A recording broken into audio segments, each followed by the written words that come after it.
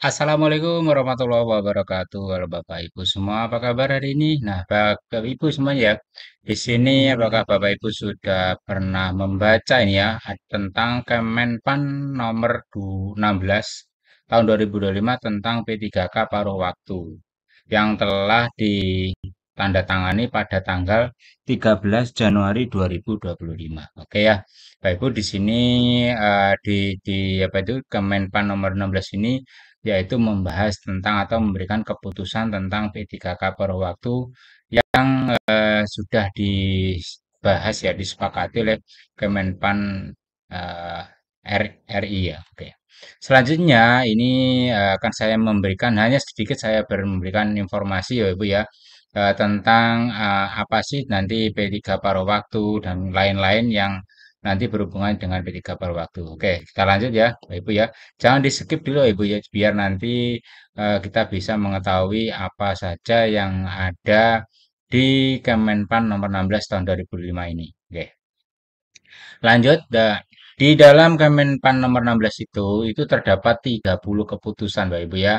30 keputusan itu di dalam nomor 16 tahun 2005 ini apa saja keputusannya. Nanti di sini saya akan sharing yaitu akan saya rangkum Bapak Ibu ya. Hanya yang bagian yang penting-penting mungkin bisa memberikan apa itu informasi mungkin dari Bapak Ibu semuanya belum sempat membaca dari Kemenpan nomor 16 tahun 2005 tersebut ya. Ada 30 keputusan ya Bapak Ibu ya.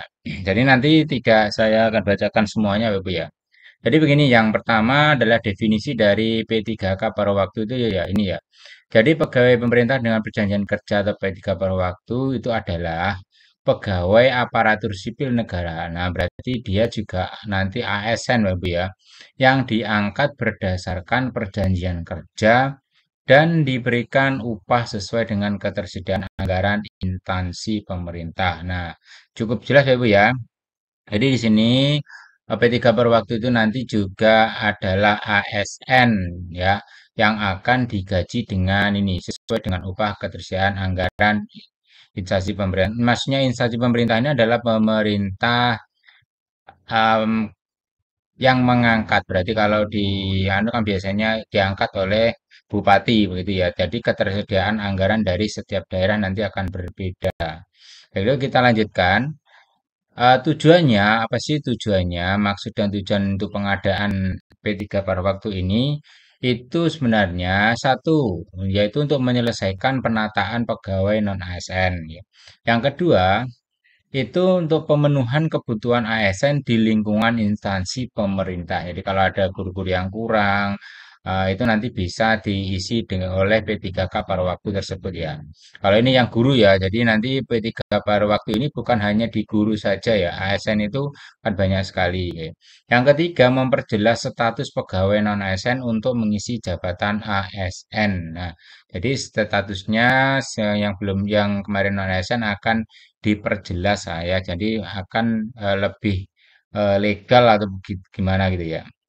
Kemudian yang D yaitu meningkatkan kualitas pelayanan publik untuk mendukung kelancaran pelaksanaan tugas dan pelayanan kepada masyarakatnya. Ini adalah keempat ini adalah tujuannya diadakan P3K pada waktu ya Bu ya. Kita lanjutkan yaitu ada 7 jabatan yang dapat mengisi ya yang dapat diisi dengan apa itu namanya P3 per waktu itu ya itu satu yaitu adalah guru dan juga tenaga pendidikan ya.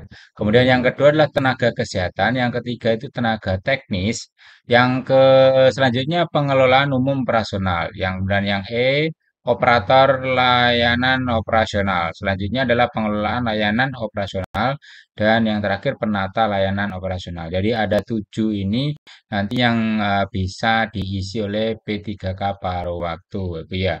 Jadi kalau Bapak Ibu guru nanti ya itu ada di bagian atas ini ya. Kita lanjut. Untuk siapa P3K paruh waktu itu? Nah, untuk siapa sih P3 paruh waktu itu diadakan maksudnya gitu ya.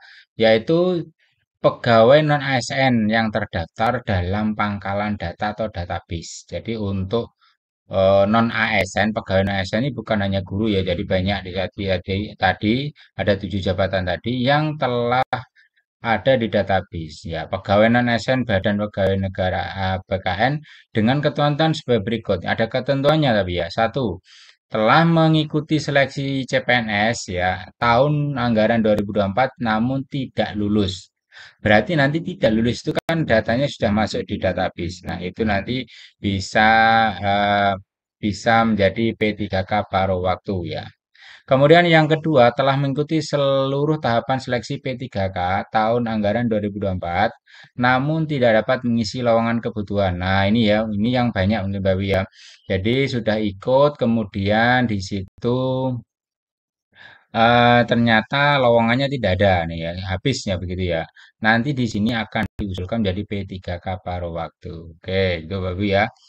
Kemudian kita lanjutkan, tahapan pengadaan P3 per waktu itu seperti apa? Nah, di sini akan saya rangkumkan dari tadi ya keputusan Kemenpan nomor 16 itu, yaitu pertama adalah pejabat pembina kepegawaian atau PPK ini biasanya adalah pejabat dari kabupaten gitu ya, yang mengangkat maksudnya. Itu pertama mengusulkan rincian kebutuhan. Ya, PP3 paruh waktu kepada Menteri Pendayagunaan Aparatur Negara dan Reformasi Birokrasi berdasarkan seleksi CPNS 1 P3K tahun anggaran 2024. Jadi di sini PPK ini mengusulkan ke Menpan RB ya berdasarkan ini seleksi CPNS atau P3K tahun 2024 yang kemarin. Kemudian yang kedua, Menpan RB kemudian itu menetapkan rincian kebutuhan P3K paruh waktu ya yang sudah diusulkan oleh PPK tersebut. Nah, setelah itu PPK juga mengusulkan NIP PP3K kepada BKN yang mengeluarkan NIP-nya nanti dari BKN. Nah, setelah itu kalau sudah semuanya disetujui, sudah muncul baru PPK itu menetapkan P3K paruh waktu ya. Jadi ini adalah tahapan pengadaan P3K paruh waktu. Nah, kemudian kita lanjutkan. Ini informasi lain ya, informasi penting lain mau disimak Ibu ya. Jadi masa kerja perjanjian itu adalah setiap 1 tahun ya di dalam Kemenpan nomor 16 itu dikatakan seperti itu. Kemudian gaji yang didapatkan itu berdasarkan UMR daerah masing-masing ya Ibu ya.